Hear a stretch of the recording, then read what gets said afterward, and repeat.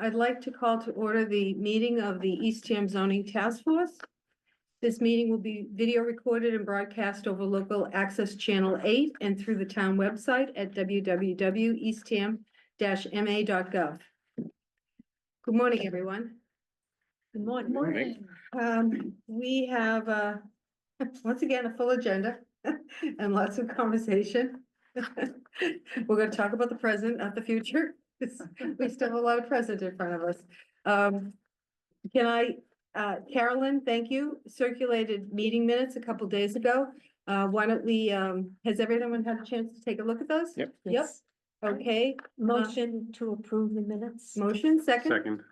Martin, all in favor? Aye. Aye. Okay, great. So we get,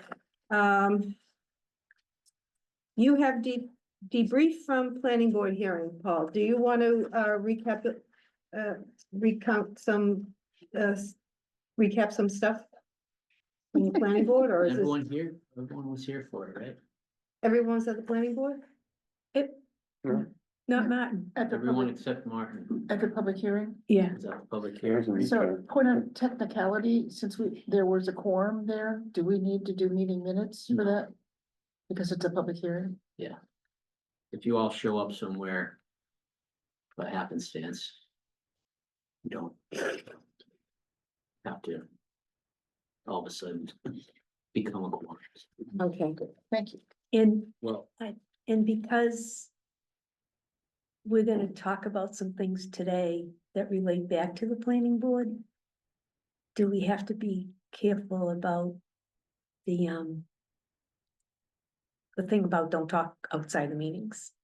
there's no deliberation about planning board things. No decisions are gonna be made by the planning board, so Yeah, they've already voted their. you don't have a quorum of the board here in the planning. But you know that thing about if you have two members or You're more. acting you in your can't- capacity as a designee of the planning board. Right. But we, We're not discussing planning board cases or anything like right, that. when that's, We're talking thank about you. task force stuff, which is the distinction. there, I Okay. think. Yeah. You're okay. So the recommendations were approved by the planning board for the ECSD. The only thing that came up, as those of us that were there, were the comments from Attorney Zender about the trade park and whether allowing multifamily the way we propose is going to have a negative impact on the limited trade space we have. I did get an email from a property owner, business owner in that area who was concerned. I'm meeting with them on Friday to talk this through, but as Jackie and I talked it through and we were talking with town council and Mary, I do think that we should consider some slight modifications to that trade park district. Basically, if we take the multifamily housing types that are in the land use table and move them into accessory use, I think that'll mitigate the concern that was brought up at the meeting and probably assuage any folks in the trade park who are apprehensive about this, that a large swath of land or a housing developer might come in and take up a lot of trade space and then convert it all over to housing, which would impact the limited trade space we have. If we move it to accessory, that basically precludes that from happening, because if they're doing housing, it's going to be as part of an accessory as to something that is allowed. It is supposed to be happening in the industrial zone. So I think it's a slight change that doesn't scrap the whole concept of expanding housing in the trade park. But Could we rephrase that a little bit, Paul? Yeah. Because I think the big picture here is that Attorney Zender basically said, you are creating housing opportunities by right in this district. And I predict, and I have advised my clients on the trade park, that you are exposing the town to a large scale housing developer who could come in and say, by right, you must let me do this. And we could have projects we wouldn't want. So that's sort of the impetus for that. And then we can talk a little bit of more, the particular business owner who reached out to Paul had a series of concerns, ranging everything from we shouldn't have a new roadway to et cetera. Am I not addressing? No, I have two quick questions before we go to further. Was Zenda representing anybody or was he No. representing himself? He was just speaking as a, As a citizen? as a, yeah, Okay. and as a, And- and someone who's before. Oh, the yeah, board he's all formed, the oh, time, yeah, we know Ben. And, are we talking about the existing trade park footprint or the undeveloped land that would be beyond it? It's both, because the undeveloped land is technically zoned in the trade park. And just to go back a few months, Well, but to answer Martin's question, but I think that, I believe from the conversation that, Mr. Zender was particularly concerned about the part that we now look at and call the trade Right. park, the existing property, not so much the property Yeah. at the far end. So that's my point, just to jump ahead, is that I would be in favor of what Paul is saying about the existing trade park as accessory units. But if we're talking about greenfields of expanding the road, I would think that was intended to be a housing specific area. So well, I that mean, was my point. And just that is to as be we're- voted on by the town, I mean, essentially, because right now it is zoned as a trade park. And we spent a considerable amount of time with town council trying to figure out whether there's a way of subdividing the trade park, from this other thing. And we even talked about, should we put the undeveloped area into a different zone, as we're Right. changing all the definitions, should we put that into a different zone? And Paul, I think, has appropriately said, this is all hypothetical. We don't know where, obviously there's a new road that has to come into play and infrastructure. We don't know where the boundaries of that road are. We haven't done the master plan yet to figure out, is it something where we could sort of incentivize more industrial uses down from Brackett up to, the pond or something, and really preserve those and then work separately on the housing development. Again, I think he's raising this issue, and one of the planning board members said, well, maybe we shouldn't do anything till you've finished the master plan. If you don't know exactly where the road's going, you don't know what businesses you're trying to attract. So there's sort of, do we do nothing? I guess that's one question that was asked, is it too premature to do anything in the trade park? Paul is coming up, Paul, I think, has come up with a really viable issue, which is if we just do a minor modification to the use table, put housing as an accessory, we could make it very clear that, if someone is going into one of the more industrial sides of this, that they could only do it as an accessory, top of the shop, sort of related. And then so there was the do nothing, and the third part could literally be leave it as it is, leave it as we've proposed it. Because do we consider, I look at it and I say, well, wait a minute, there's no roadway, there's no wastewater, there's no infrastructure up there. I'm not sure why this would be the place that like some housing developer would walk in and buy land and say, I have the rights, and, there's no obligation for the town Right. to build. But in the meanwhile, before we potentially come back and redo this issue, if we don't do it now, potentially there could be a sewage system going in. The developer would have rights to build up to 39 feet in that space. So I'm talking about the green area. Yeah, And on the downside is the most valuable part of the trade park is the existing trade park, because you're gonna be closer to Yeah. the core commercial. Yeah. So as we can agree that I would not like to see the trade park get turned into an apartment. series of complex, yeah. push the trade people out. In fact, I voiced that earlier. But, allowing the trade park to get redeveloped with the top of the shop, like you said, I'm in favor of that. But I The do, but workforce housing, yeah. right, but I don't think that necessarily a developer, if all of a sudden the sewer system is approved, a developer could go buy that big piece of land, put in his own road. And that Yeah, could be a good thing, it- so. Yeah, so, and just so you know, because the board has already approved the plan as it is. this would be amendment, this would be, need to be an amendment at Town meeting. town meeting, which is always kind of tricky.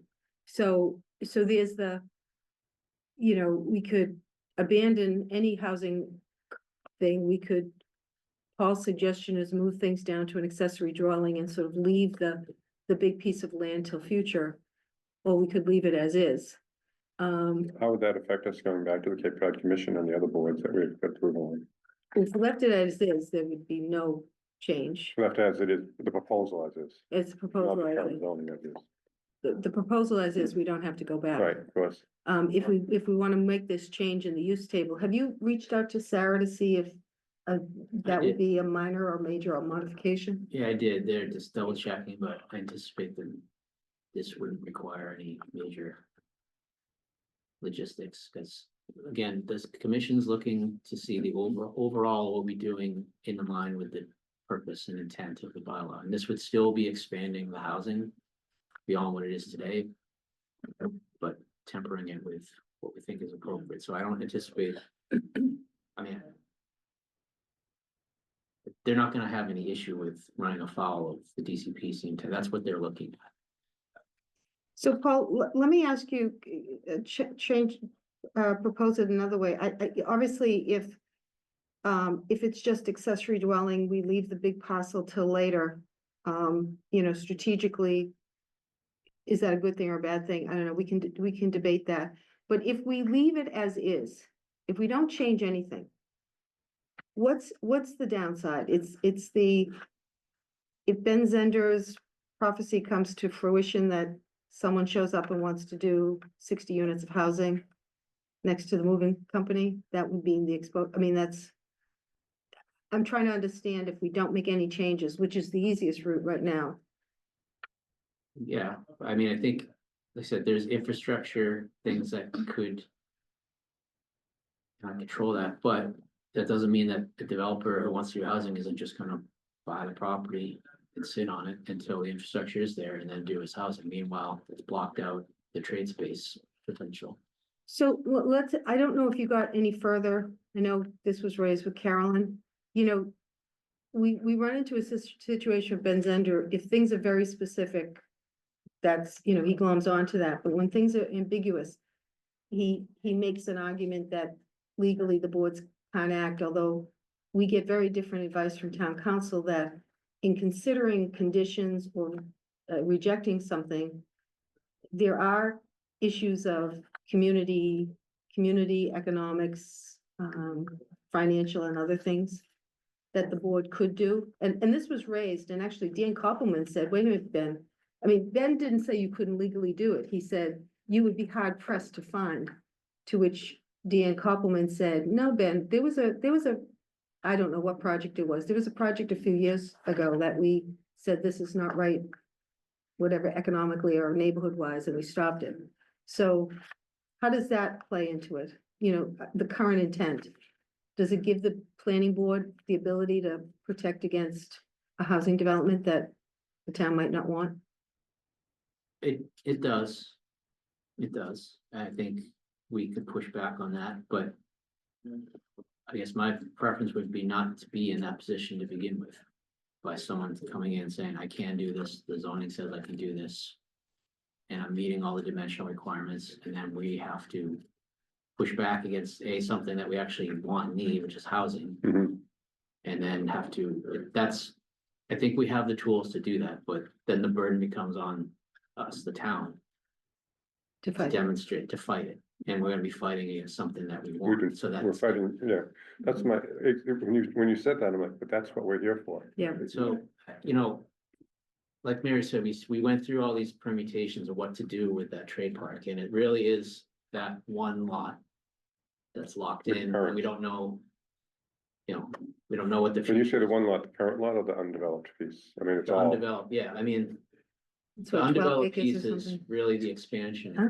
area. right, with it. But that, I mean, I don't think the idea was to keep that as some sort of hybrid, not to have it all as housing. What if we but- put in wording that said something along the lines that if the plot is currently being utilized, you know, with industrial type buildings, then housing becomes an accessory to that particular plot.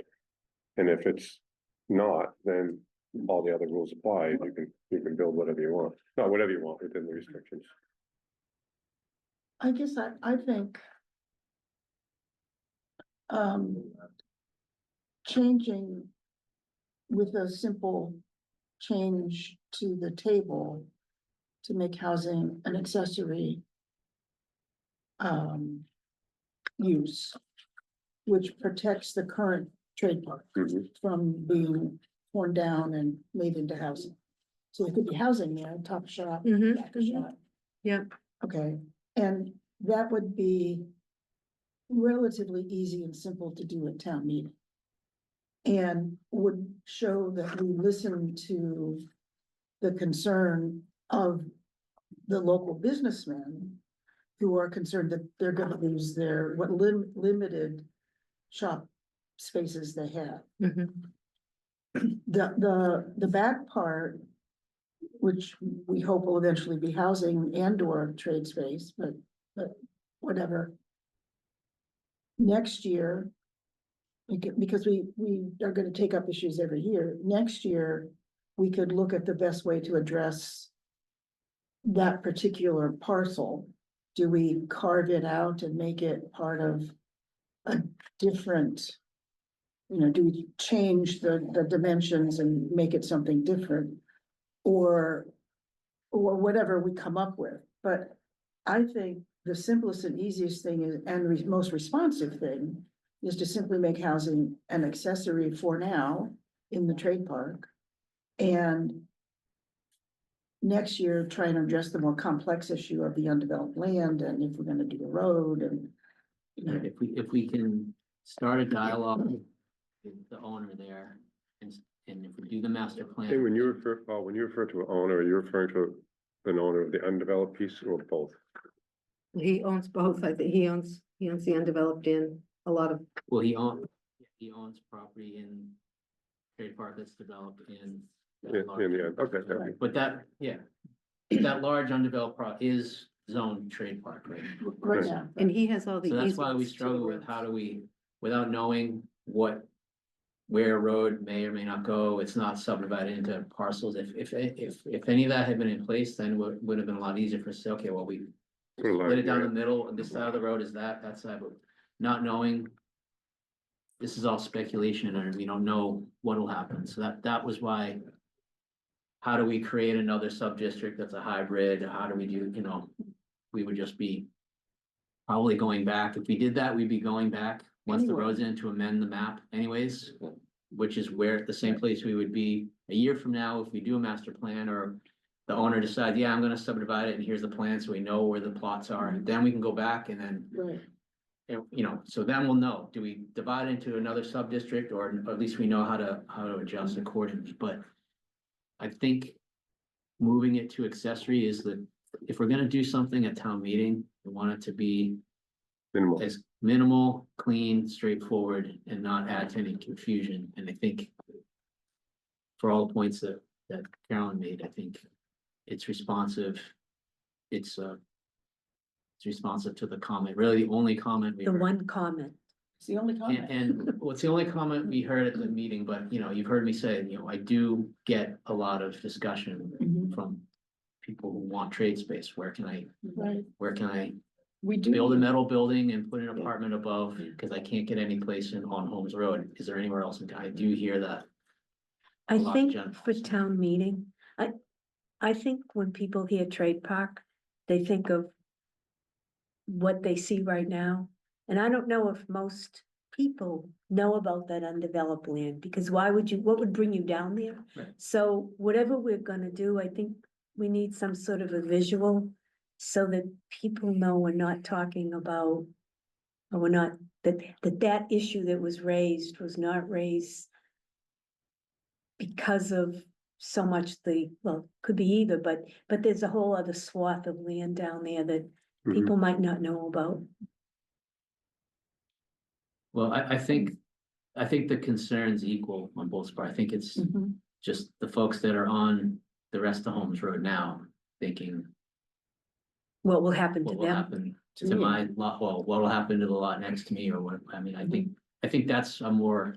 We have, way to directly Okay, get to that, so, then. yeah. What's your feeling, Paul, for the current utilization of the paved part of Holmes Road? When we look left and right, I mean, it feels to me dramatically underutilized, but you tell me what you think. I agree. Well, I mean, admittedly, I haven't studied Holmes Road a lot, Yeah, you know. but the few times we each of But- us have driven in Yeah, there, I think it's vast definitely open spaces. underutilized. Yeah. There's a lot of, so when it's underutilized, you feel like the demand for someone to build more trade space further down is not really there right now, because otherwise we'd have a tighter grouping of buildings on the current. well, I think if people decide to reorganize what they have now, the space they have now, that we've reduced the Right. setbacks. And a There's big- another issue we gotta take up right after this about outdoor amenity space, but So my point, sorry, Paul, to interrupt.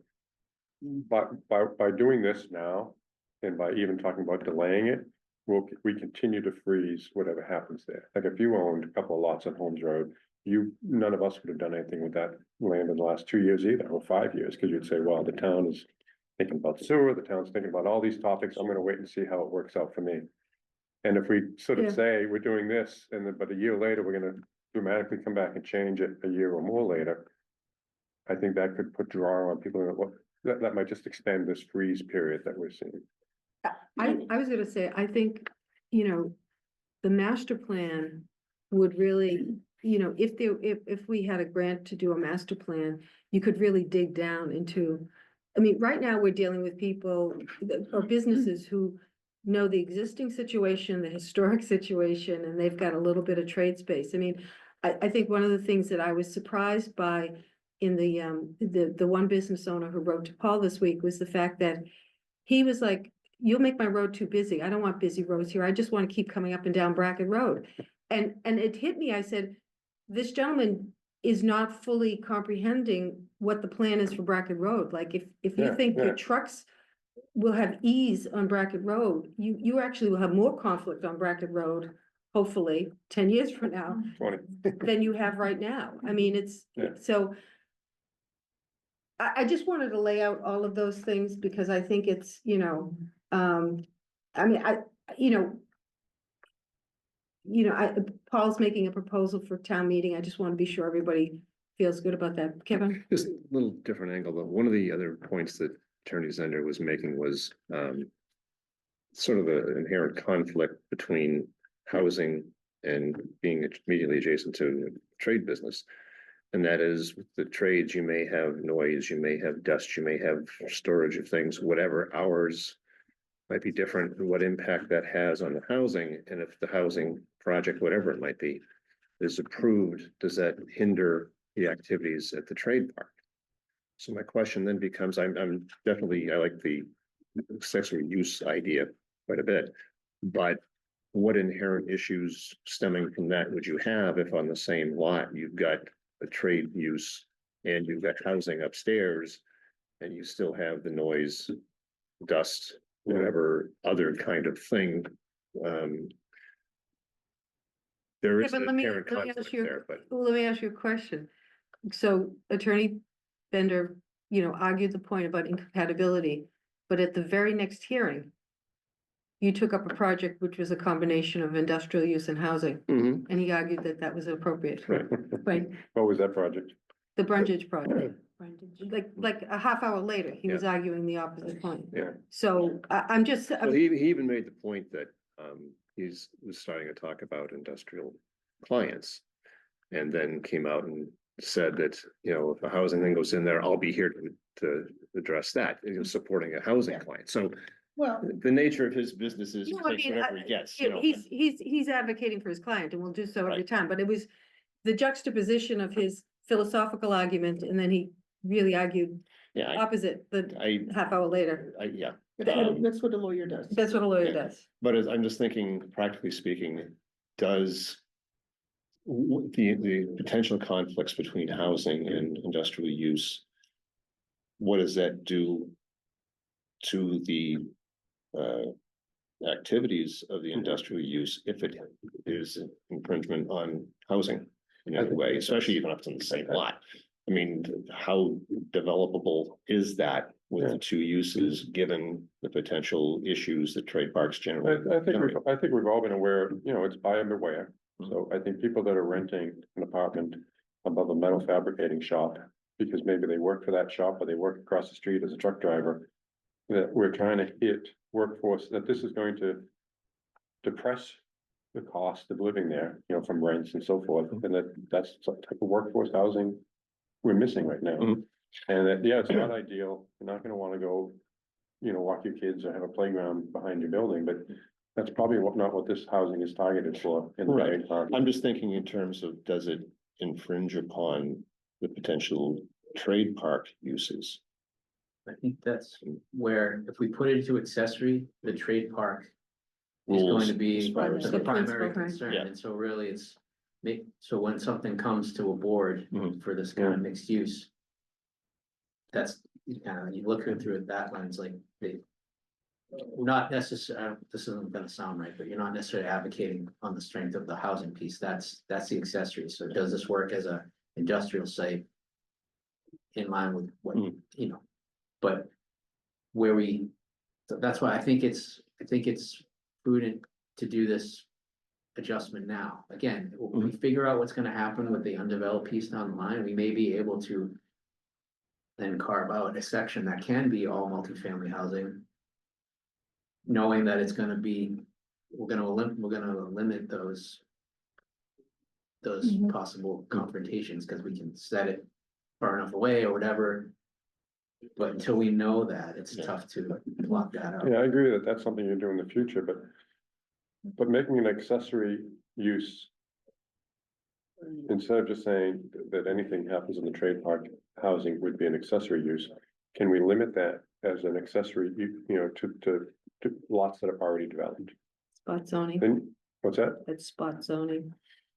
We can't sort of within a district. And I think that would complicate things.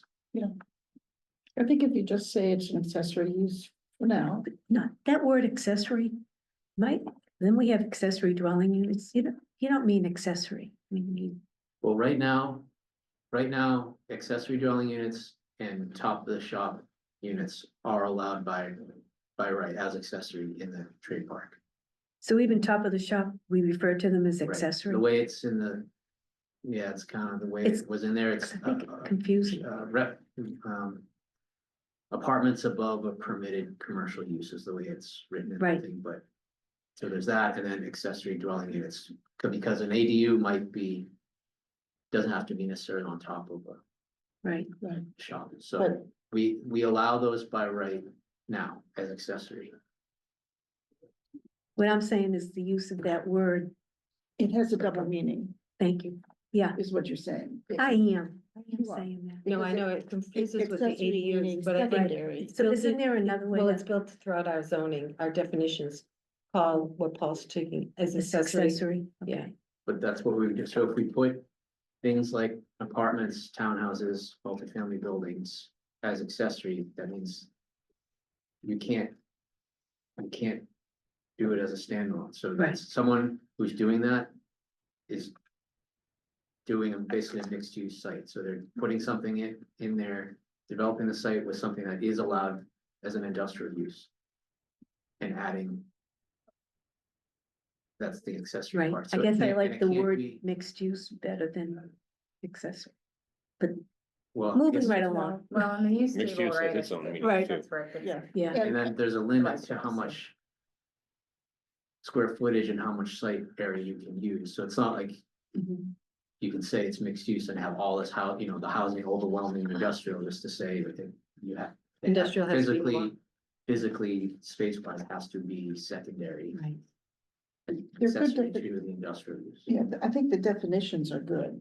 Yeah. For accessory and accessory dwelling unit, they're in the bylaw separately. Yeah. And they're understandable and consistent with what we're talking about. I think one of the things what I would hope a master plan would help tease out is what are those industries that have economic development potential locally, both for, you know, their operations, but also job creation, et cetera.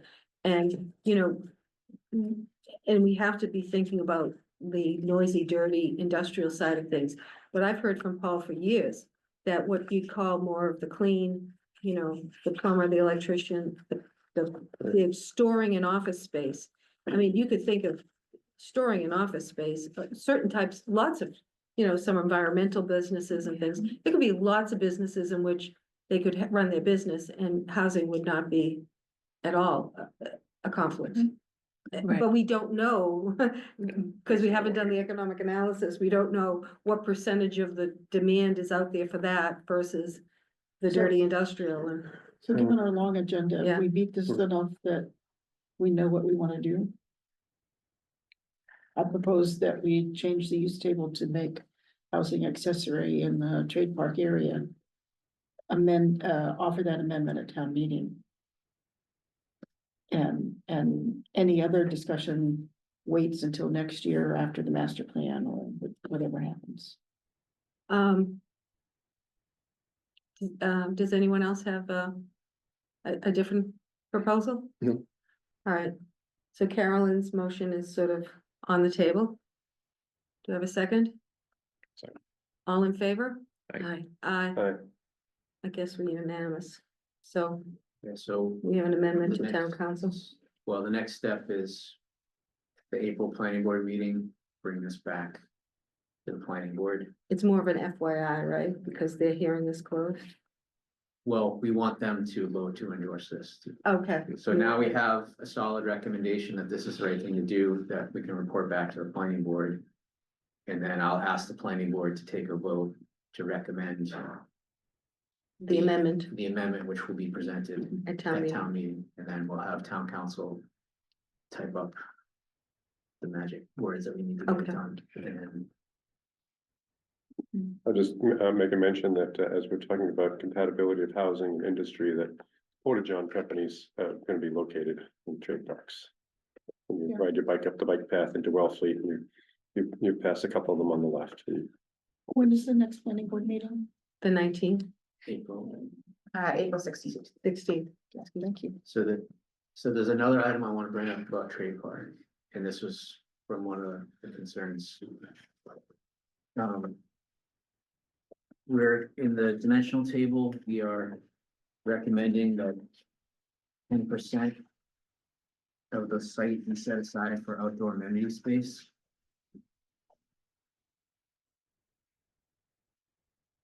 So I wanted to revisit that to see if we still think that's appropriate, given the use.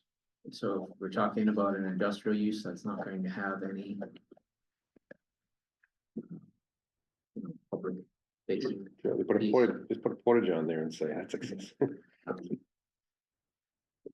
I think that given the change that we're making to housing being an accessory and listening to the comments at the meeting, not just from Mr. Zender, but some of the planning board members as well, in our comments, I think we should remove that requirement in the trade space. Does this outdoor amenities is different from landscaping buffers, correct? Right, so you'd You still, could still have your have buffering, you your still have your setbacks. foliage around the perimeter, Right. but you don't necessarily have to have outdoor seating or benches or. And there's still a limit on the max lot coverage. That leaves 20% to the undeveloped or impervious at least. I did a little bit of math on this upstairs just quickly this morning and you know, using some of the sites in the trade park where that just the setbacks themselves are well over 10% of most of those properties. Now. Yeah. Right, so Yeah. just, and that's just your building setback, Yeah. but the notion that, you know, you already have space sort of reserved that is not gonna be a building. You have parking setbacks with buffering standards, so it's sort of built in. Now, it may not be manicured, you know, amenity space. Right. But there's, even within amenity space, you know, a parking or a picnic table out on that little bit of space is technically an amenity. Oh, what section is They the, sort of really have nestled into each other. it's under table 3.4. With building placement, separation, coverage. and buffers. Page 18. right?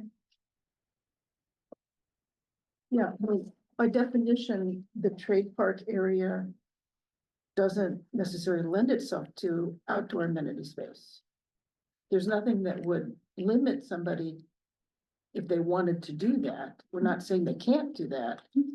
We're just not requiring them. So I think of like where I go to get my car fixed. He's not gonna put a picnic table in the front yard or a seating space. I mean, he's got cars going in and out all day long. He really wouldn't want that from a liability perspective.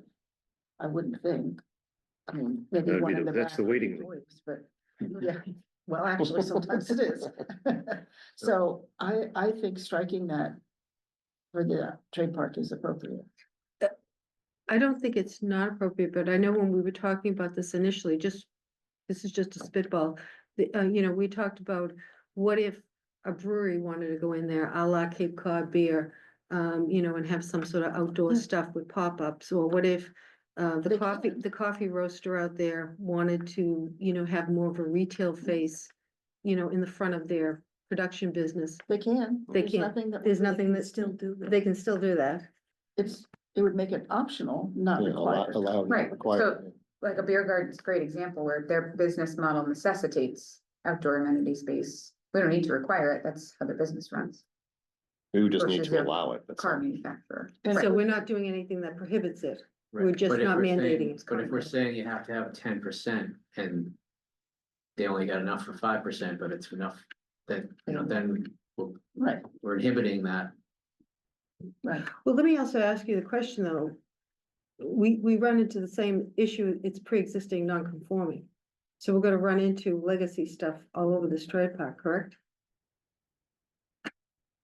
So they're not gonna, there'll be a lot of buildings that won't meet the dimensional requirements. Unless they're totally changing a use or doing something really expansive, that's gonna stay. But- Okay, So again, most of this stuff is gonna be at the planning board for major site plan or special permit, at which time it can still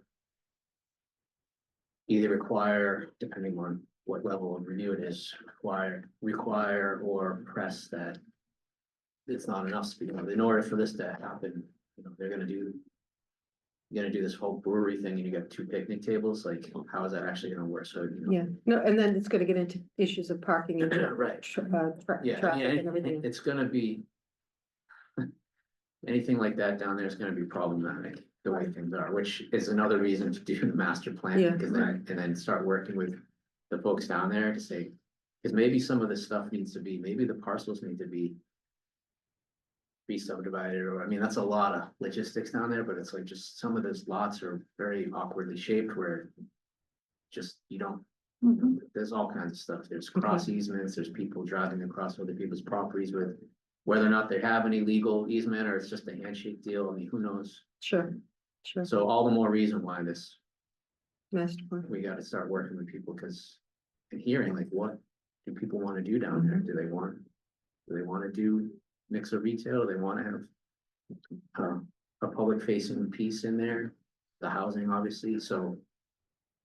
So for, This is really do you- come into like, Holmes Road has really Sure. started to like Oh, percolate they- up as a. Do you have a recommendation for this one piece? Well, I think this, again, the simplest thing would be to eliminate it. Eliminate the requirement for outdoor amenity space for a trade park, and again. That could be revisited if we end up knowing, Yeah. going back, working on the housing, it could be added back in when we know. once we have a master plan, I so move. So would it be an NA? What would it be? NA? Would we do this in the same single motion at town meeting? So can I jump ahead Do we need to We need approve to vote this? on the Okay. motion. I'll second Karen. second?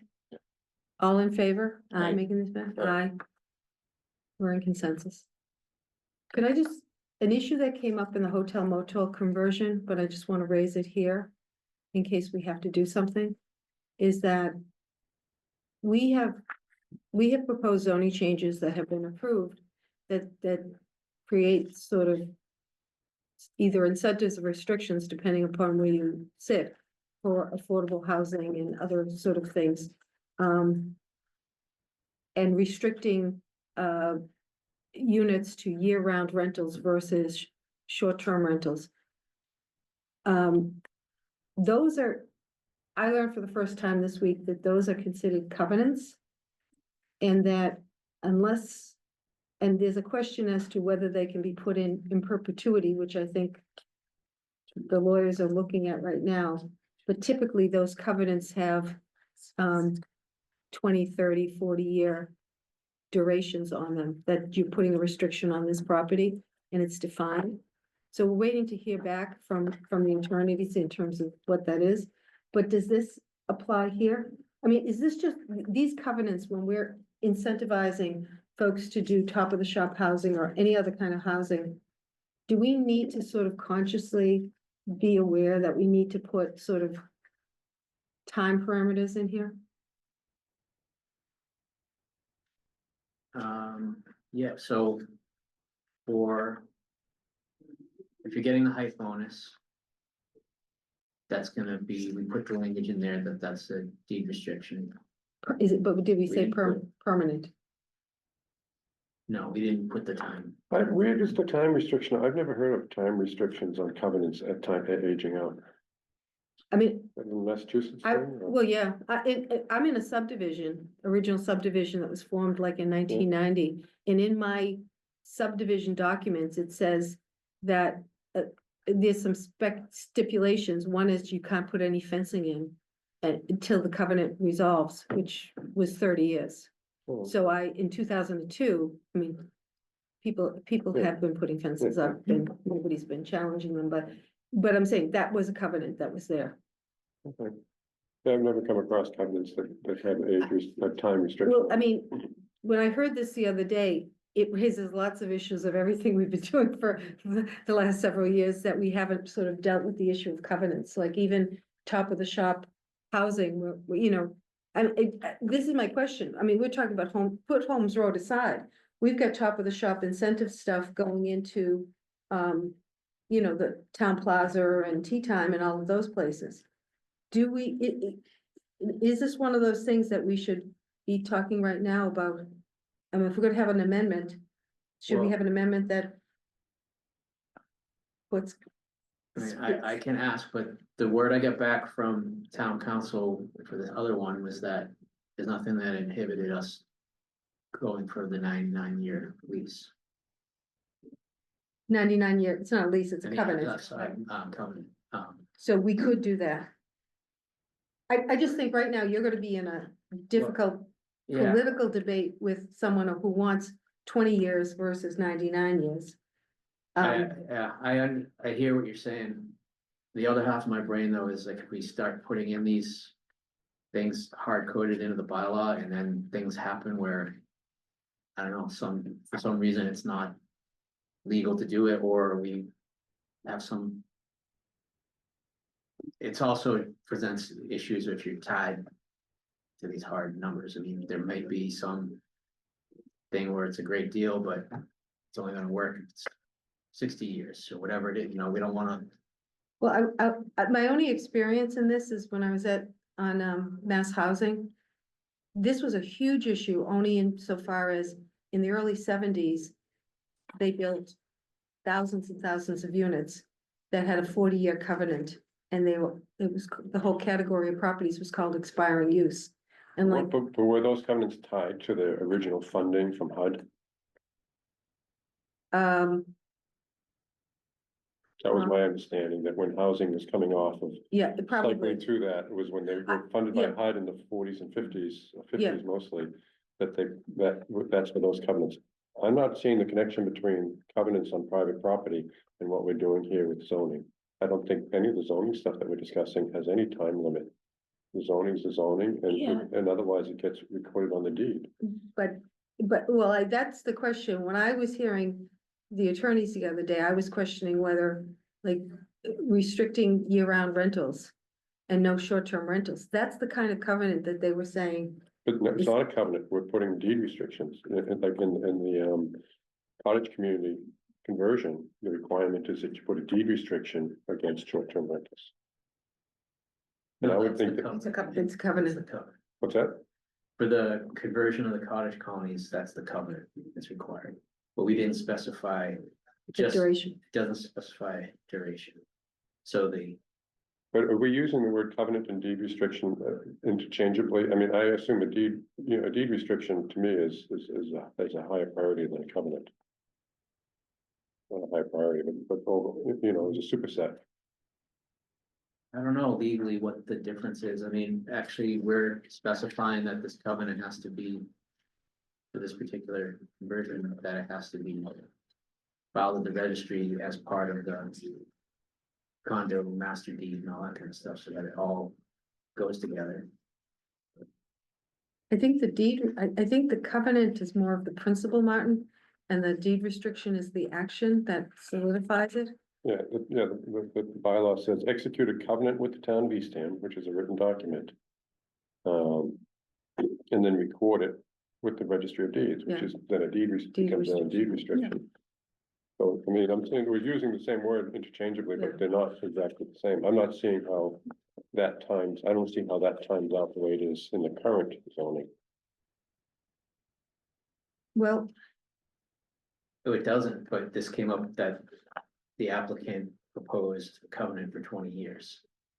So On which, because, so we have, on which project? On this one? yeah, I didn't see any discussion of 20 year. you haven't got the information yet. Yeah, so well, I have, so he's updated this proposal, because I read this. Right. Okay, That's So- what's coming. We've been trying to work this out. So we have. It was backwards, I think. we have to, No, I So mean, make we- sure we- your ZBA packet this oh, week. yeah, that's coming tomorrow, but this is the earlier version from a Oh. week ago. Paul, what do we need to sort of understand this issue? The question is, I mean, I left that phone conversation saying we should be very intentional. And maybe you're saying we shouldn't. I don't know. I mean, I just know the state was faced in 2019, we had 14,000 units that were expiring use, that those covenants were about to go. And the state put up millions, and the feds put up millions to protect those properties. We're not gonna be in that kind of financial situation. So 40 years or 30 years sounds like a long time. But if suddenly in 20 years, all of your restricted properties start rolling off and you can you can devolve to short-term rentals, I mean, well, maybe I'm thinking of this too simplistically, but, and that's where town council would certainly weigh in, but if what we say is there has to be, for certain things, a covenant, like getting the height bonus and so forth. Unless we say otherwise, I'm assuming it's permanent. that's not what the lawyers are saying to us, The lawyers who are presenting cases to us, our lawyers. our town council lawyer is saying it's not considered permanent. Well, it doesn't say, so. Doesn't So, say. So But that's why they're we say, it they're doesn't say, so the it doesn't say- applicant started propose with 20, and we're saying that's. So We're we're saying gonna no. push for 99 years, right, or. We could put. Is it legal to put it perpetuity. for perpetuity? Hmm? Can't we put it into We perpetuity? could, We could, right. but I'm saying, this is a piece of language that everything we do incentive-wise, we need to have this conversation about, is this in perpetuity? Because right now, it's one of those loopholes that is gonna be negotiated, and town council came back to you and said, because there was some question as to whether it's a matter of if your covenant is unreasonable, that someone could legally challenge, like, Right, but they're saying, well, Carolyn was saying that she didn't think, unless it was for.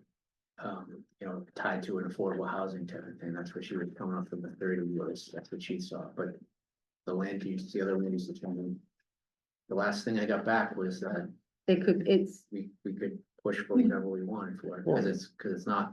It's not like we're gonna make them take the third story off in 20 years. Cause we, could say. Yeah, 'cause that's the benefit. Oh, your building's no longer, when you're taking that third story off. it's and you 20 got years you got an extra apartment or two because you Oh. got that height bonus. Yeah, So and if- saying to the people in town, saying, oh, we're going to do all this, and we're gonna restrict short-term rentals, and we're gonna restrict the way the buildings are being used. Oh, and guess what, 20, 30, 40 years, all that gets lifted, so. Yeah. Yeah, I think, I mean, something like that. I can And I'm see sorry, as- one last thing, and does it start at the time the zoning starts on the land that has this restriction for 40 years, or does it start from the time occupancy is obtained for that property? That's a detail. I haven't Oh, I seen. know, I'm just saying, there's a whole. Yeah. Anything short of perpetuity, I feel is. We're creating a loophole intentionally, right? Well. The height restriction, the height bonus thing.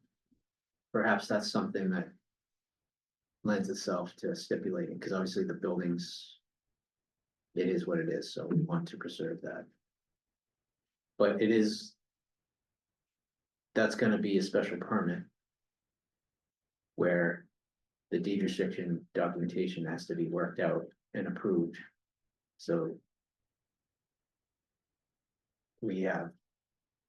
Opportunity to shape that, mhm, even without something in the bylaw, so, and it's special permit, it's discretionary, so. The boards doesn't have to approve it, so if they come to an impasse where they only want it for 10 years, that's just, then you say, that's, you're not gonna get Consent. your approval. That's where this. that's Well, where you're this- assuming the board won't approve it, I mean, the board could approve it, and then you end up. You're putting a lot of pressure on the board, because Yeah, you put the first. Project comes through, you put 50 years or 100 years on it, and then another project comes through, and because they have a better lawyer, or they. For whatever reason, the buildings look prettier, we only put a 10-year restriction. Well, I guess that's why I'm Yeah. separating the, if you're getting the height bonus and you're building the building, we're not, like you said, we're not chopping down the building later on, so I think. That would lend itself to being prescriptive in the bylaw, but I think there's other issues where. It's not tied to a height bonus or something, and who knows what the package deal is, it might be to the town's advantage to do this for a lesser term. I mean, I can't. but, So but, you know, putting something in for every, But can't the Conversion. special permit ask to be excluded from that, just like every other special permit does? Or a variance, can't they ask for a variance not to have 100 years, to say I want to come in with 10 years, and then let the boards come from perpetuity down to 10 years as opposed to the other way around. well, I guess maybe to get back on track, what are we discussing? Are we discussing?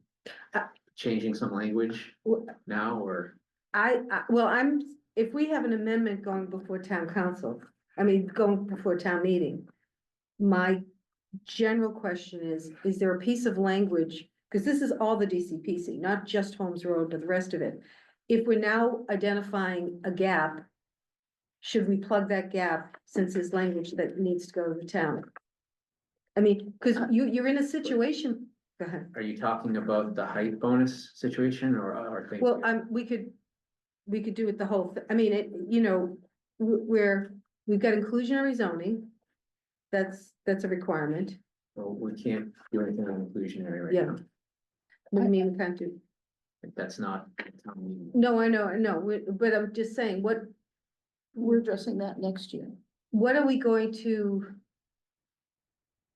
Because we've got, I guess my question is, if we're gonna go to town meeting for an amendment, is there any amendment in this whole DCPC revision that we should address now about this expiring use issue? I don't think we should do that now. Okay. My opinion. I think that's different than responding to the comments at the public meeting. The two amendments that we're doing are responding to comments from the public meeting and are easily explainable at town meeting as amendments. I think if we went to town meeting with a different kind of amendment, it's not because of those specific comments, and that has the words permanent and in perpetuity in it, that's gonna cause a lot of consternation and confusion. Mhm. And I just don't think that's the appropriate time to do that. If we want to address the issue, I think we should put it on the list for next year. The only thing I'm raising is DCPC is not just typical zoning. We have Right. so much other process that we have to I go through. So I'm just I mean, I think, so to your point, we're also responding to a new piece of information from town council that has never been given to us before. I understand that. And there's a small 7-unit property that has raised this issue because they've come in for 20-year covenant. But that's a tiny property. This is coming in under the larger hotel motel conversion. Right. And there's substantial properties. I just want to be sure we have a consistency here. If the tiny property that has 7 units gets 20, 30, or 40 years, that becomes a negotiation. Mhm. There is that loophole, and it puts to your point, I think it puts a lot of burden on planning. But what's the consistency? I mean, does the town have, as the town is zoning to have certain types of housing, is our intention that this should be permanent? And if that intention is there, should we reflect it in the zoning? Is my question. I think we don't have enough information at this time to address that. There may be parts of it that we want in perpetuity. There may be parts of it that as we think about it, 50 years would be fine. Mhm. I don't know enough Okay. to I say think anything other than that. in my understanding, from following this issue, from growing up in the city as well, when these units, the reason for putting these covenant limits on there was that the government was providing funding. And the funding would typically run out in 30, 40 years, and then who knows what happens to the property after that, because once that mortgage is paid off, the government's no longer involved. But here, where we're giving people the rights to do stuff that they wouldn't otherwise have the rights, that's never gonna expire. Once they build that housing, it's there for good.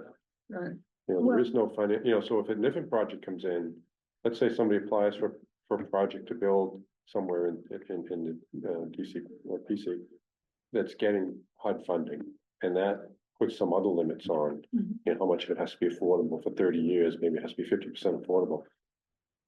That can all happen, but that doesn't tie into the zoning. Well, So no. there could be other restrictions. No, I covenants that- completely understand that, Mark, but I think one of the positions, and we can correct me if I'm wrong, was that we were sort of in this zoning recognizing that public funding is expensive, it's, it's limited, whatever. And if we're gonna create housing, yes, Tea Time and Town Center Plaza may be projects, and there might be other 40B-like projects that come around. But how does the private sector contribute to our the accessible, affordable rental housing? So we've been using the zoning to create a type of housing. yeah. And theoretically, owners are getting benefits by having that. I didn't realize that these expired. And now I'm hearing, I'm just saying there's a whole Yeah. new element. Well, like I said, we didn't think ahead to put in the conversion bylaw to put a number in. So it's just open to interpretation, but in order to get the special permit, it's not gonna get approved unless we agree on a number that the town finds acceptable. In this case, it may be perpetuity or 99 years. We can fix that. I'm just, But- yeah, go ahead. I mean, I think we do have to go back and fix it for that section of the bylaw. But that's a separate, But my point is the principle of restricted covenants, which for the first time I heard from lawyers saying, this is, yes, you can do this, but typically they do this, and then it's in this whole negotiation. I'm just we're amending DCPC now. Yes, maybe 3 years from now, we have to come back and rezone after we finish a master plan. But are we okay? I mean, anyone who develops in the interim is going to have this negotiated covenant. And so, I guess I'm not, but I don't know where else we would put. The only section that I see that is the height bonus section. I mean, there's things that the zoning's doing sprinkled out all throughout this, where there could be any number of places we may want to put a number in there, 99 years or something, but I just don't. so that's But I don't know. that's the question I'm having at the table right now. We're amending DCPC, we have to amend it for this narrow thing. Do we take the language that, even the language that says a height bonus, and add a phrase of, granted height bonuses will necessitate a 99-year leaves covenant? I mean, there could be there could be a very simple piece of language here. Remember, this is the whole DCPC. This is a lot of projects, so I'm just, I just wanna jump in here Yeah. to remind you of the inclusionary bylaw, because that's gonna intersect with the height requirements. okay, So a property that's getting that height requirement, where we say has to be year-round deeded affordable workforce, is then gonna trigger the inclusionary bylaw for the number of units it has. The inclusionary bylaw by state law includes an affordability deed restriction of 99 years. So that in each of these different types of projects, they may interact with other parts of the bylaw outside well, of section. that's three. very helpful that we've already got the standard of 99 years in there. Well, it's that one is already, so I don't know that you need it articulated and amended in the ECSD bylaws, because that project is going to then fall to this requirement as well. If it has the units. If it has units, which but if it's gonna get a height bonus, it's probably gonna have more than 5 units. but then when it goes to the planning board, Mhm. and it becomes negotiated, if that's what happens. Mm. It would be easy for the planning board to refer back to the intent of 99 years, because Sure. that's what's in inclusionary zoning, which is a related to the housing bonus thing. Mhm. So I don't think we need to make any changes now. There's a bit of a circular wording in the compliant, for the height bonuses for the compliance. We're specifying that a deed restriction is required to verify that the residential units will be maintained in compliance with this section 3855 of the bylaw, which is this section. So compliance with the bylaw is that the units are year-round rental, seasonal, or deed restricted. So I guess I'm saying there's always room for improvement. We might be able to, should maybe tighten it up. But I read this to be, if those units are anything other than these three things are stipulated, then it's not in compliance with this bylaw. Right. And the deed restriction has been violated. The deed restriction is basically gotta say, these units for your height bonus have to be one of these three categories. So, And then, so I'm just saying, I No, I think know. there is some language that maybe is not super specific, but I think you could. That's how I would read that. well, let me just, so in the 7-unit property that's before the town right now, those are all being proposed as condominiums. Mhm. So they're not gonna trigger an inclusion, correct? Are you saying there's 7 units, so does that mean one of them has to be under inclusionary zoning? No, the determination was made that this project doesn't trigger the inclusionary bylaw What was on the basis of what? because the units, the dwellings exist and you're not creating new dwelling units. So this is a 7-unit property. If we went up the street and it was a 50 or 60-unit property, my question is, and they came in for condos, does that mean? If, I don't know, Eagle's Nest said all those rooms, we want to make them all condos. And we're not gonna put any height bonuses on there. I think the difference there in a hotel or motel versus a cottage colony is a cottage colony contains individual dwellings. A hotel does not have dwellings. And so in the language as it sits right, right now, it's an increase of dwelling units. Which, unless it's a hotel motel that has a full kitchen Okay, and all of that, they're not dwellings. And so they would have to alter or rehabilitate, which would create dwellings, which I believe would trigger inclusionary. The argument or justification at this small project is that they already exist as independent dwellings under the definition of dwelling. I think is another adjustment you can make. And that's, I have it right in front of me, right? It's a project that What results in what the page net is that, increase Jackie? of 5. This is 7.7, it's 69 in my, It's in the bylaw, the zoning yeah, bylaw, page 69. 67. 7.7.2.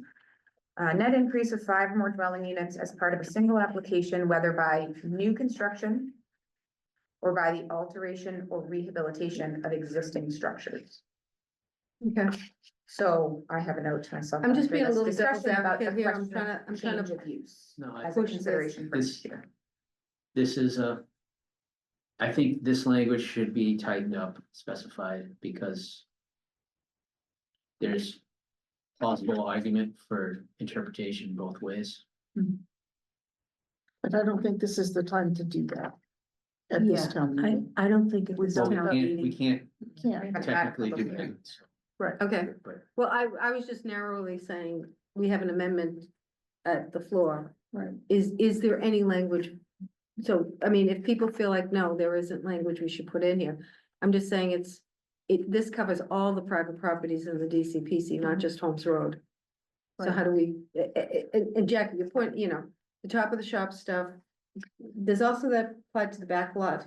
Being able to build a back lot is building the 39 is also an incentive bonus, so that would, That's a height bonus. yeah, so. I don't know, Carolyn, do you have a feeling to I think. wait till next year? We should wait. Kevin, say you too, do? Okay. Martin, any, No opinion. no opinion? I know this, many of the DCPC has some extra steps, but can be done. I mean, this year was big because we were doing so much, but going back, I guess I just don't want us to get frightened off from just because we can go back and amend this DCPC. I know. If it's small adjustments, it's not gonna be, I mean, this was a massive undertaking just because of all the No, stuff no, going on. I- But if we go back and, I mean, we go back, With one pagers. I mean, that's what you're saying, right? With just a single page. right, it's a, we work through it with the commission staff. I mean, that's the crux of the whole thing. The commission staff agree that this is, again, aligns with this purpose and intent. We're not going against ourselves, what we're doing. The recommendation of the commission is going to be, yes, do this. So, I mean, again, we're gonna have to do this. When we get the master plan, I mean, I anticipate we should going to go back and do these things. So I just don't want us to get scared off because it's DCPC. We can amend the DCPC. It's not, if it's small little adjustments, it's not gonna be.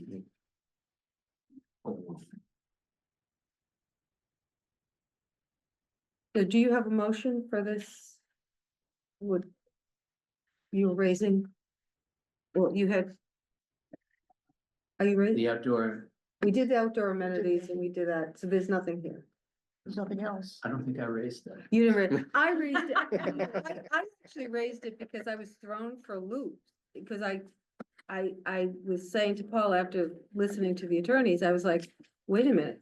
This issue is the same in every piece of bylaw we've passed, and I said, I know, I think we certainly have presented this to folks like we're creating, certain levels of affordable housing.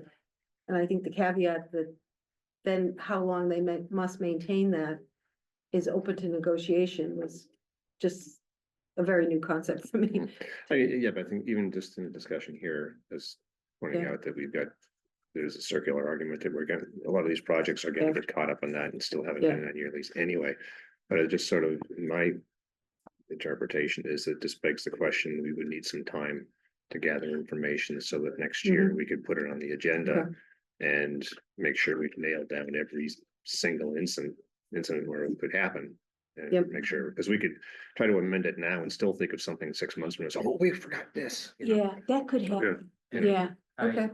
I am recommending that we tackle the inclusionary gap, and we've had our regional housing consultant look at the bylaw. We have a report about some findings and recommendations, so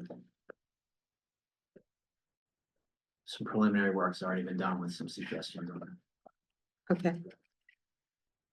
All right, why don't we move on? I think you have standards as the next, I just put on there in case, so I don't, there's.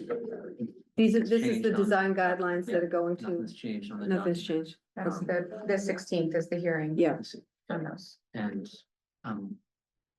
we're just trying to do some graphic design on the document, just to make it Okay. easier to work with, but the substance is the same.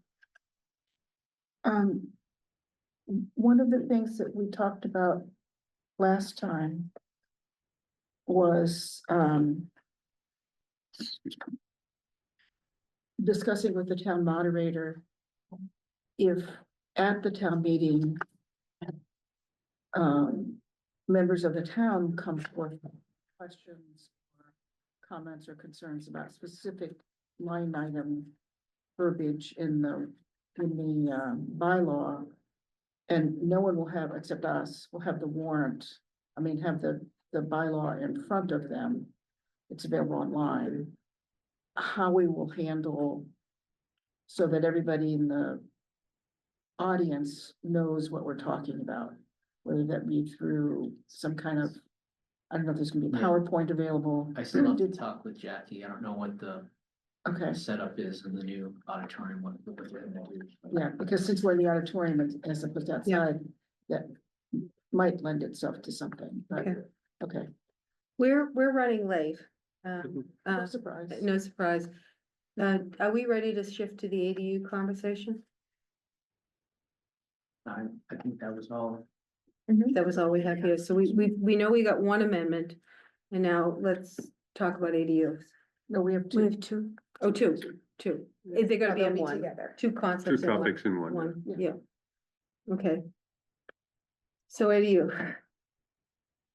What do we need to discuss? there? Nothing. Nothing. I just put it on the agenda just in case. Oh, There was, okay. that was approved Mhm. by the planning. I haven't, well, you were on the call. I don't know that we'll actually get anything back from the AG before town meeting, so I think I like what we put in there. We kept the language advocating that we can make these long, year-round rentals. I'd rather have it in there. If it gets struck out, then we'll deal with it then, but I think we put everything in that we wanted. So we go in with the strongest bylaw. And hopefully it just doesn't get nibbled away at the little Okay. nuances from the AG's office, but The AG had. I think this was said at a public forum, had said that they would do pre-review before town meeting. I think it's what I'm hearing from the attorneys, it's be careful what you wish for, because I guess they're being bombarded with stuff in to try to get some preliminary opinions before town meetings, and so I didn't feel too optimistic that we're gonna get any detailed stuff coming down before May. But And maybe I'm just having a brain memory, but at the public hearing, I don't remember any comments about the ADU. the one about the effective, putting an effective date in, but we didn't do that. Yes, right, okay, so, all right. So what else do we have? Well, let me just go back to this agenda. I didn't print it out. Have the standards. Oh, the only thing we have to discuss is our schedule. We are, well, and just to note that the select board approved the zoning changes as part of the warrant on Monday night. oh, they did. Yeah. And they did endorse the change to accessory use. Mhm. I didn't plan it that way, but I talked to Jackie about this. just to Oh, give her a but heads that's up, and that we were discussing this, but she just brought it to the select board on Monday as we're discussing this, so they kind of already agreed. I didn't plan it like that, but That they they would. were, They I was would. waiting till we did this and then go back. Good thing we decided what we did, huh? Even if we took an opposite position, we could have. Honestly, I didn't. Damn, I we're was efficient. Trying to do this in the right order, but they got to them on Monday night and they all, Okay, and Jamie. Dimitri texted me to confirm that, let everyone here know that they support that change, so. So they, is the right term, they endorsed the bylaw? Yeah, so then, so what happened at town meeting when they took that vote, so that, and then I want the planning board to do that, so at town meeting, we can report that.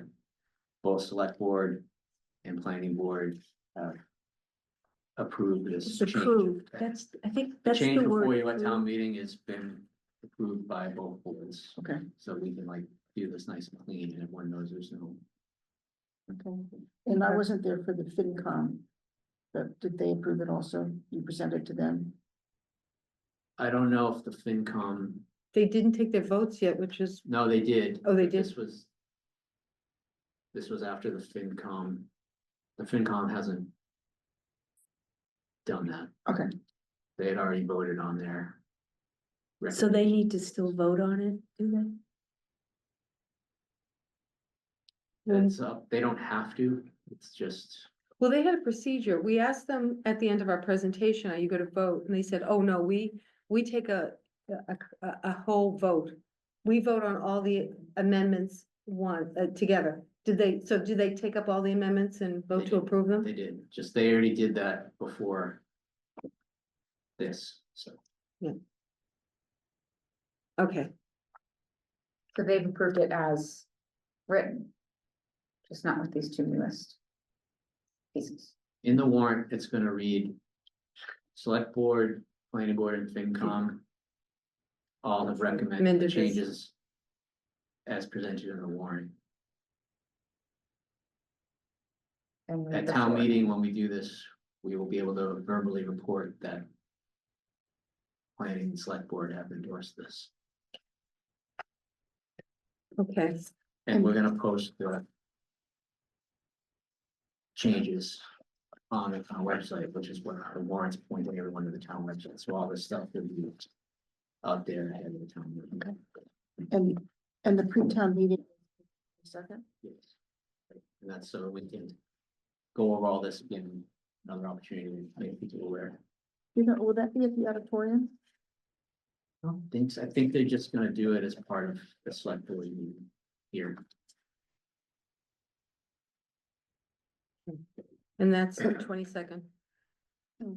Schedule wise, we have our infamous future planning, although I said to Paul, are you keeping your running list?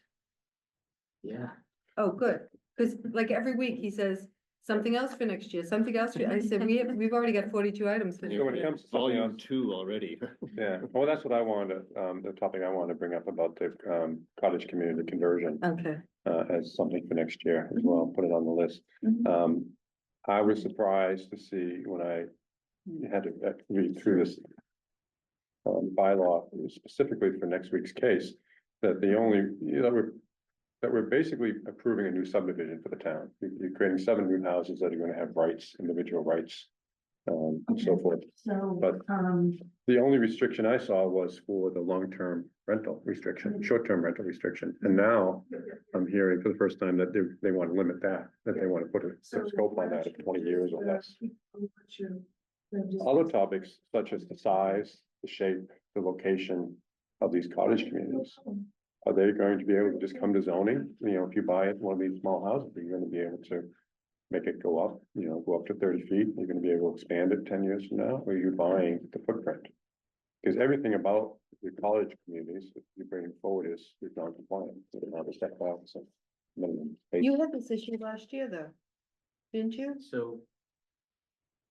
The conversion bylaw is just covering.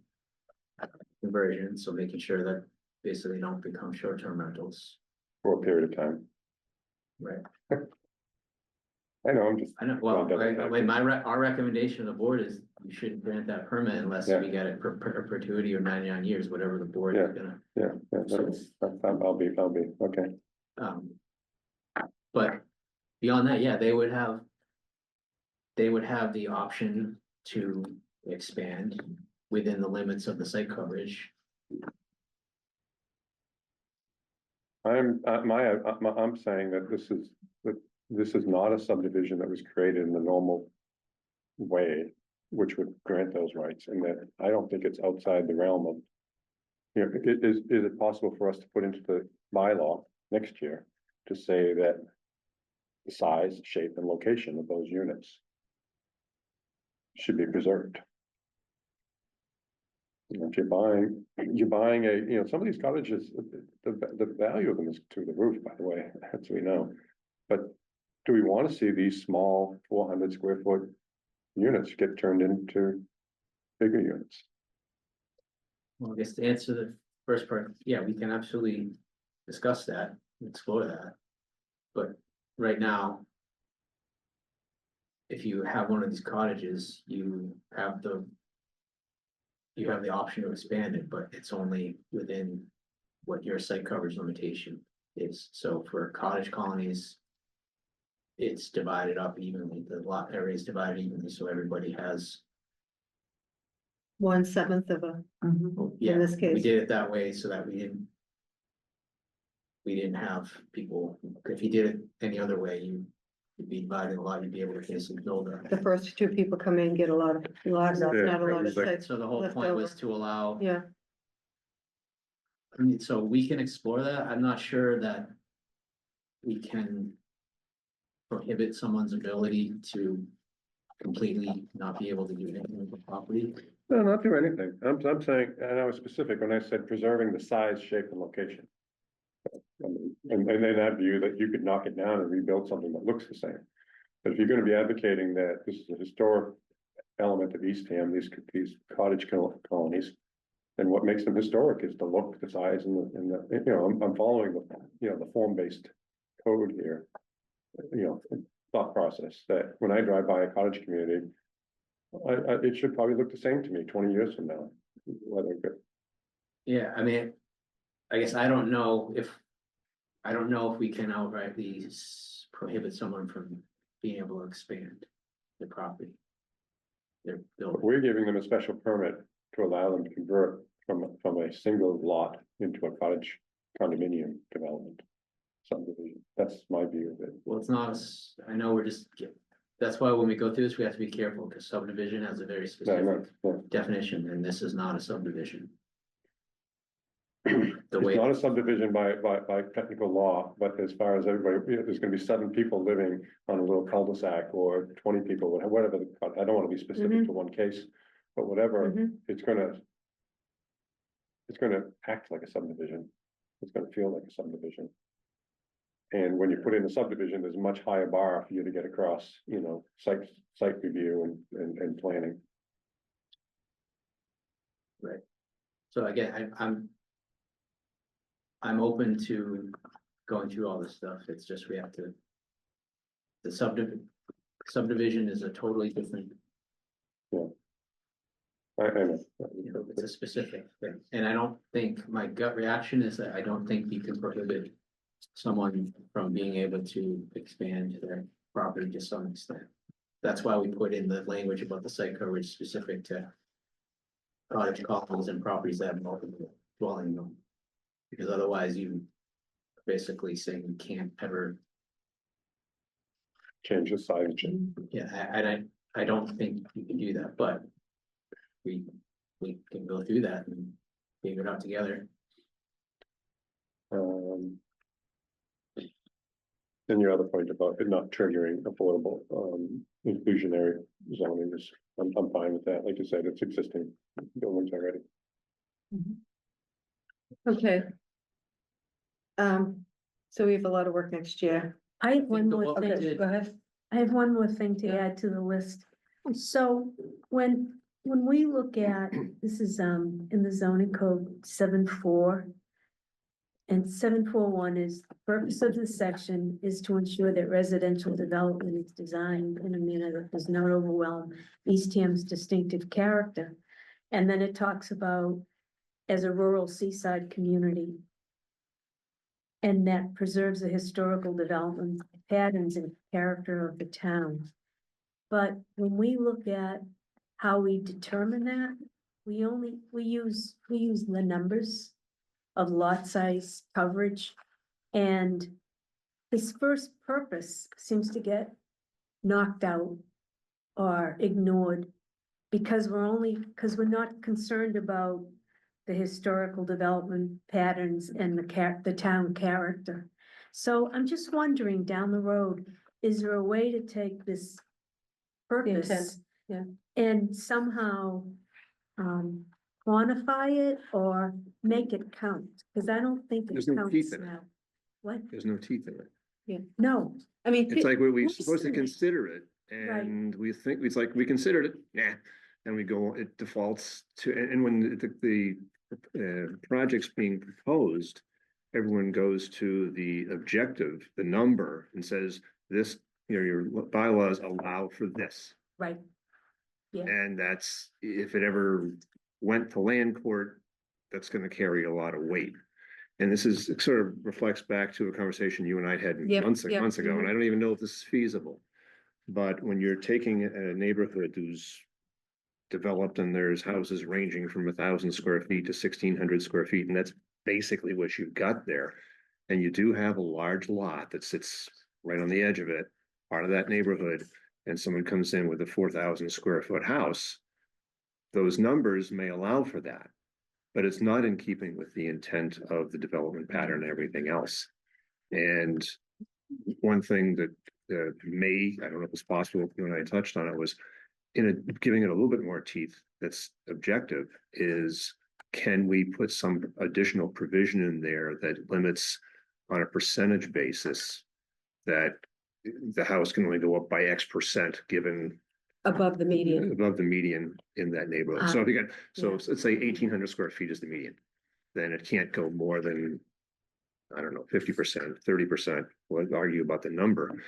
So that at least it's more roughly consistent with what's already there. It does allow for a larger house, kind of a thing.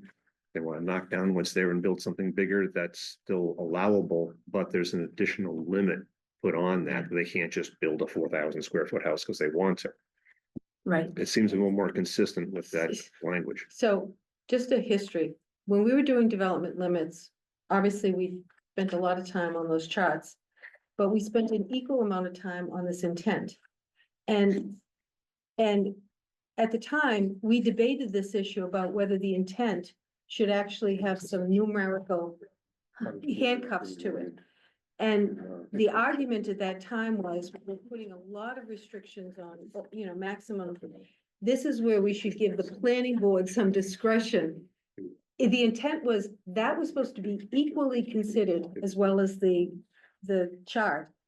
And that was going to be, let's not hamstring the planning board because of there's unknown things there's this and that. So that's where we ended up there. But we had discussed for a long time putting specific numbers there. And what we found is that, lawyers basically ignore this intent language, push the board to the chart. I mean, I have a larger question that I think that one of the problems I'm finding with the planning board is not the planning board per se, but the process, is that we have outside lawyers advocating, and that's what they should do, but they advocate on the legal grounds. And I would, it's from my mind, unless we have town council there, if someone is saying you can't legally do this, to me, that should be an automatic continuation till we go check with town council. You know what I mean? Like, we're just, the planning board is, if a lawyer makes an argument, they say, oh, well, that's, he's got the law on his side. We're not getting any advice. I don't think planning boards, if they're being told they can't change something because of legal reasons, I think the planning board should say, we really need to get a legal opinion on this. Not just the legal opinion from the client's. Right. And so procedurally, I think the board hasn't done that. But I also think, to Martin's point, local planning boards in very small towns, I've just come to appreciate, it's really hard for people to be hard. No, you can't do something, especially when you got an effective lawyer arguing the case otherwise. But we should go back and look at that purpose. Yeah. We should look at that purpose. And if people need to see a numerical chart, then that's fine, we can probably do Yeah. that, but not to just skip right over this. No, I know. And there's also a different but somewhat a parallel situation is like embedded in the national seashore right now. People can expand, but they can only expand 50% of their footprint. So there's already an expansion limit percentage wise, not just an absolute number. So for future reference, Paul, do you have another issue where we need a scheduled time? So No, I was gonna think that suggestion for building in that escalation factor would help a lot, and it's consistent with how we're treating the pre-existing non-conforming. because if you're already maxed out, you can still expand, but you're at a percentage based on what you have now. So it's very simple. So there's continuity. Because the most we've ever seen, at least my time on the board, is that there's been a couple of cases brought in that Jamie came to the meeting specifically to stand there and point out the fact that, hey, the intent is that we be consistent with what's in the neighborhood. She said her piece, and that's the most she can do. To me, I was sort of moved in the sense of, wow, the select people don't generally do that. They keep the heck away from it because they don't want the controversy, but it was great that someone came in to speak in favor of it. And there was one case in particular that had various issues with it, but on the campground, that the size they initially proposed, that night, there's a lot of people that came in with different issues, Jamie being one of them, talking about the historic character of the neighborhood and all these sorts of things. In the end, they shrank the project down below 3,000 square feet, and now they're building it up. It's going, but at least it had the impact of making it smaller than what was proposed. But It's going up you in my can't- backyard. yeah, I know. I think of you every time I drive by. And you know what I don't like about that project? It was sort of like the basement thing we had last year. Let's take the garage out. Yeah. And every time we've looked at this case in other places, 5 years later, they come in, we just want to put a 200 square foot garage. So it seems like a modest. Well, you addition. assume that the attorneys are, but just wait a couple of years. we'll Right. figure it That's out." exactly what, It's like, I mean, that was the Weston case that they took to court for challenging the basements. Yeah, we'll see. All right. The last item of business here, I would love for us to have our preliminary. I've asked Paul, can you get a preliminary list of what we're thinking about next year? This is not final. This is like a first draft, because we always start out with 40 items and then we have to get down to like the top 5. And also talk about membership, et cetera. And I know Martin's heading out on May 5th. No, unfortunately, That's okay. Is there an opportunity to get a meeting in April before Martin heads out? Or we could wait till Martin gets back? I mean, in May.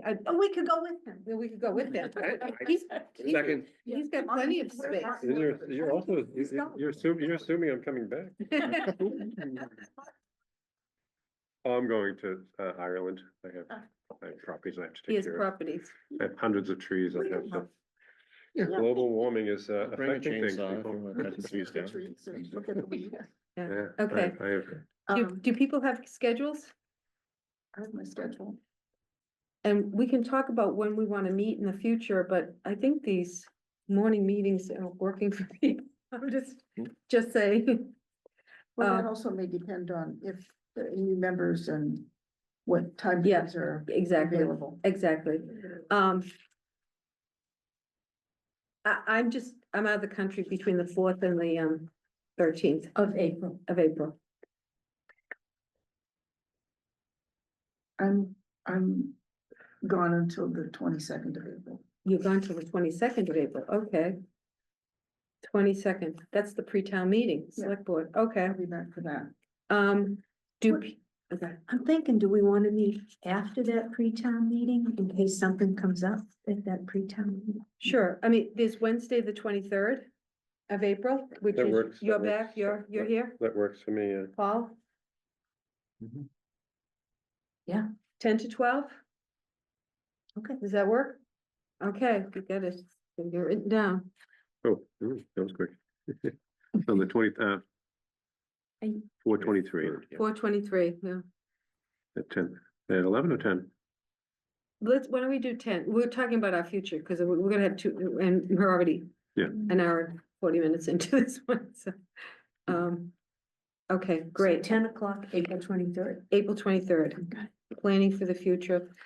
Maybe, Paul, one of the things we could do, you have nothing to do, so no, I don't wanna propose something.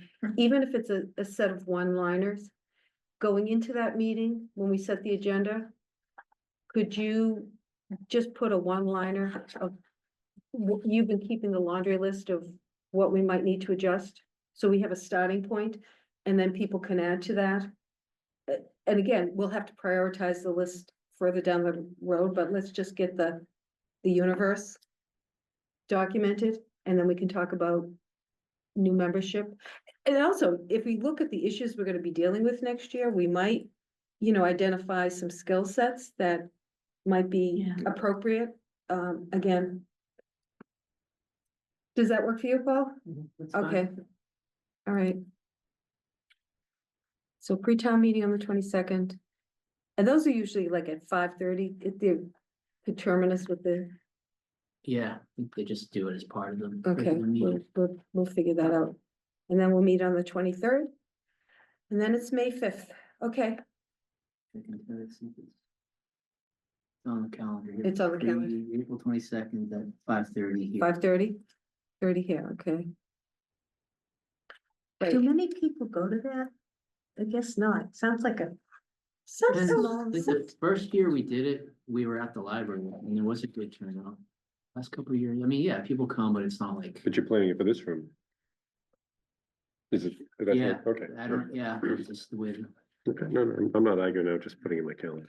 Well, and you never know, at the pre-town meeting, it might be a good indication if, I know Paul is reaching out to businesses and stuff, but, if someone is still dissatisfied, they could use pre-town meeting to come in and argue, and we might get a sense of if people are gonna oppose this at town meeting. 5:30, we said, Yeah. pre-town meeting, Yeah. the same as the Board of Okay. Selectmen.